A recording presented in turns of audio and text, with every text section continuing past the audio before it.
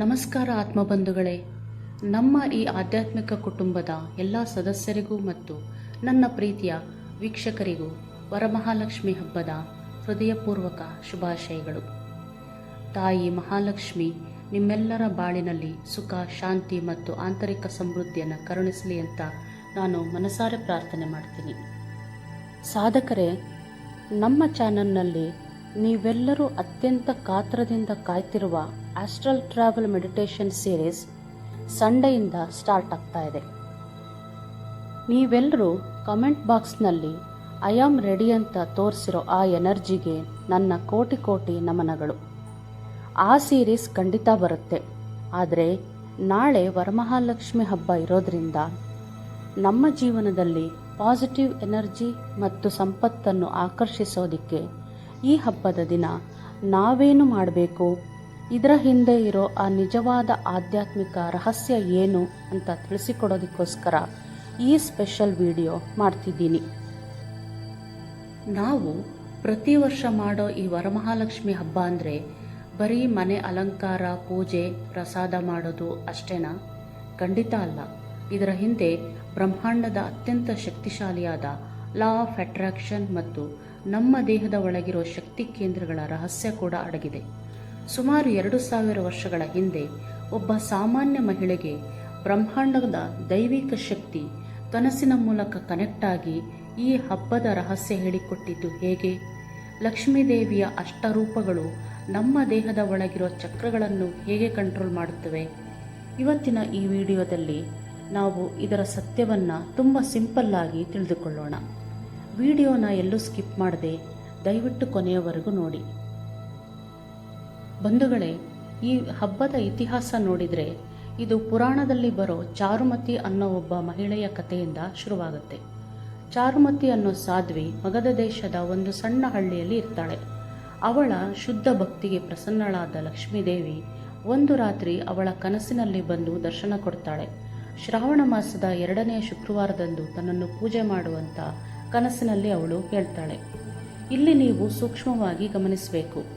ಕನಸುಗಳು ಅಂದರೆ ಬರೀ ಏನೋ ಯೋಚನೆ ಮಾಡೋದಲ್ಲ. ನಮ್ಮ ಸಬ್ಕಾನ್ಷಿಯಸ್ ಮೈಂಡ್ ಬ್ರಹ್ಮಾಂಡದ ಜೊತೆ ಕನೆಕ್ಟ್ ಆಗೋ ಅದ್ಭುತ ಮಾಧ್ಯಮ ಅದು. ಚಾರುಮತಿ ತನ್ನ ಪಾಸಿಟಿವ್ ಆಲೋಚನೆಗಳಿಂದ ತನ್ನ ಒಳಗಿರೋ ಶಕ್ತಿಯನ್ನು ಎಷ್ಟರ ಮಟ್ಟಿಗೆ ಜಾಗೃತಗೊಳಿಸಿದ್ಲು ಅಂದರೆ ಯೂನಿವರ್ಸ್ ಅವಳ ಕನಸಿನ ಮೂಲಕ ಸಂವಹನ ನಡೆಸಿತು. ಅವಳು ಎಚ್ಚರವಾದ ತಕ್ಷಣ ಆ ದೈವಿಕ ಸಂದೇಶವನ್ನು ಪೂರ್ತಿಯಾಗಿ ನಂಬಿ ಹಳ್ಳಿಯ ಉಳಿದ ಮಹಿಳೆಯರನ್ನೆಲ್ಲ ಸೇರಿಸಿ ಭಕ್ತಿಯಿಂದ ಪೂಜೆ ಮಾಡ್ತಾಳೆ. ಅದರ ರಿಸಲ್ಟ್ ಏನಾಯಿತು ಅಂದರೆ ಅವಳ ಇಡೀ ಕುಟುಂಬಕ್ಕೆ ಸುಖ, ಶಾಂತಿ ಸಿಗುತ್ತೆ. ಅಂದರೆ ಈ ಹಬ್ಬ ನಮಗೆ ಕಲಿಸೋ ಮೊದಲ ಪಾಠ ಏನಂದರೆ ನಂಬಿಕೆ ಮತ್ತು ನಮ್ಮ ಒಳಗಿನ ಪ್ರಜ್ಞೆಯ ಜಾಗೃತಿ. ತುಂಬ ಜನ ಲಕ್ಷ್ಮಿ ಅಂದರೆ ಬರೀ ಕೈಯಲ್ಲಿರೋ ದುಡ್ಡು ಕಾಸು ಅಂತ ಮಾತ್ರ ಅಂದ್ಕೊಂಡಿದ್ದಾರೆ. ಆದರೆ ಅದು ತಪ್ಪು. ನಮ್ಮ ಶಾಸ್ತ್ರಗಳಲ್ಲಿ ಮಹಾಲಕ್ಷ್ಮಿಯನ್ನು ಅಷ್ಟಲಕ್ಷ್ಮಿ ರೂಪದಲ್ಲಿ ಪೂಜೆ ಮಾಡ್ತಾರೆ. ಈ 8 ರೂಪಗಳು ನಮ್ಮ ದೇಹದ ಒಳಗಿರುವ ಶಕ್ತಿ ಕೇಂದ್ರಗಳಿಗೆ ಅಥವಾ 7 ಚಕ್ರಗಳಿಗೆ ನೇರವಾಗಿ ಕನೆಕ್ಟ್ ಆಗಿವೆ. ಹೇಗೆ ಅಂತ ಬನ್ನಿ ನೋಡೋಣ. ಧೈರ್ಯಲಕ್ಷ್ಮಿ, ಮೂಲಾಧಾರ ಚಕ್ರ.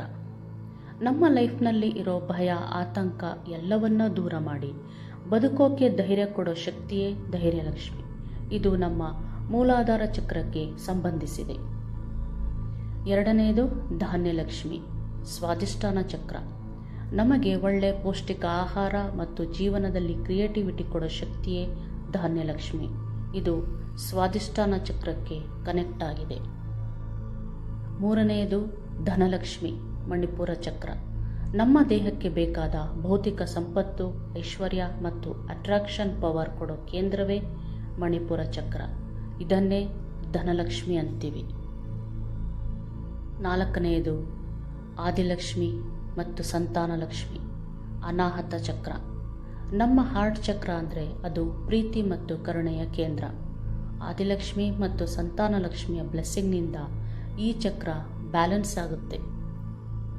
5ನೇದು ಗಜಲಕ್ಷ್ಮಿ, ವಿಶುದ್ಧಿ ಚಕ್ರ. ನಮಗೆ ಸಮಾಜದಲ್ಲಿ ಒಳ್ಳೆ ಗೌರವ, ಕೀರ್ತಿ ತಂದುಕೊಡೋ ಶಕ್ತಿಯೇ ಗಜಲಕ್ಷ್ಮಿ. ನಮ್ಮ ಗಂಟಲ ಭಾಗದ ವಿಶುದ್ಧಿ ಚಕ್ರ ಆಕ್ಟಿವೇಟ್ ಆದಾಗ ನಮ್ಮ ಮಾತಿಗೆ ಒಂದು ಬೆಲೆ ಸಿಗುತ್ತೆ. 6ನೇದು ವಿದ್ಯಾಲಕ್ಷ್ಮಿ, ಆಜ್ಞಾಚಕ್ರ. ನಮಗೆ ಒಳ್ಳೆ ಬುದ್ಧಿ, ಜ್ಞಾನ ಮತ್ತು ವಿವೇಕ ಕೊಡೋ ಶಕ್ತಿಯೇ ವಿದ್ಯಾಶಕ್ತಿ. ಇದು ನಮ್ಮ ಥರ್ಡ್ ಐ ಚಕ್ರವನ್ನು ಜಾಗೃತಗೊಳಿಸುತ್ತದೆ. 7ನೆಯದು ವಿಜಯಲಕ್ಷ್ಮಿ ಸಹಸ್ರಾರ ಚಕ್ರ. ನಮ್ಮ ತಲೆಯ ಮೇಲ್ಭಾಗದಲ್ಲಿರೋ ಸಹಸ್ರಾರ ಚಕ್ರವೇ ಆಧ್ಯಾತ್ಮಿಕತೆಯ ಟಾಪ್ ಲೆವೆಲ್. ಪ್ರತಿಯೊಂದು ಕೆಲಸದಲ್ಲೂ ನಮಗೆ ಜಯ ತಂದುಕೊಟ್ಟು ಕೊನೆಗೆ ಆತ್ಮ ಸಾಕ್ಷಾತ್ಕಾರ ಕೊಡೋ ಶಕ್ತಿಯೇ ವಿಜಯಲಕ್ಷ್ಮಿ. ಈ ಹಬ್ಬದ ದಿನ ನಮ್ಮ ಮನೆಯಲ್ಲಿ ಪಾಸಿಟಿವ್ ಎನರ್ಜಿಯನ್ನು ಇನ್ನೂ ಹೆಚ್ಚು ಮಾಡೋಕ್ಕೆ ಒಂದು ಲಾಜಿಕ್ ಇದೆ. ನಾವು ಹೊಸ್ತಿಲಿಗೆ ಅರಿಶಿನ ಕುಂಕುಮ ಹಚ್ಚಿ ಪೂಜೆ ಮಾಡ್ತೀವಲ್ವಾ? ಯಾಕೆ ಗೊತ್ತಾ? ಮನೆಯ ಮೇನ್ ಡೋರ್ ಅಂದರೆ ಅಲ್ಲಿಂದಲೇ ಎನರ್ಜಿ ಒಳಗೆ ಬರೋದು. ಅಲ್ಲಿ ಅರಿಶಿನ ಹಚ್ಚೋದ್ರಿಂದ ನೆಗೆಟಿವ್ ಎನರ್ಜಿ ದೂರವಾಗಿ ಪಾಸಿಟಿವ್ ವೈಬ್ಸ್ ಅಟ್ರಾಕ್ಟ್ ಆಗುತ್ತೆ.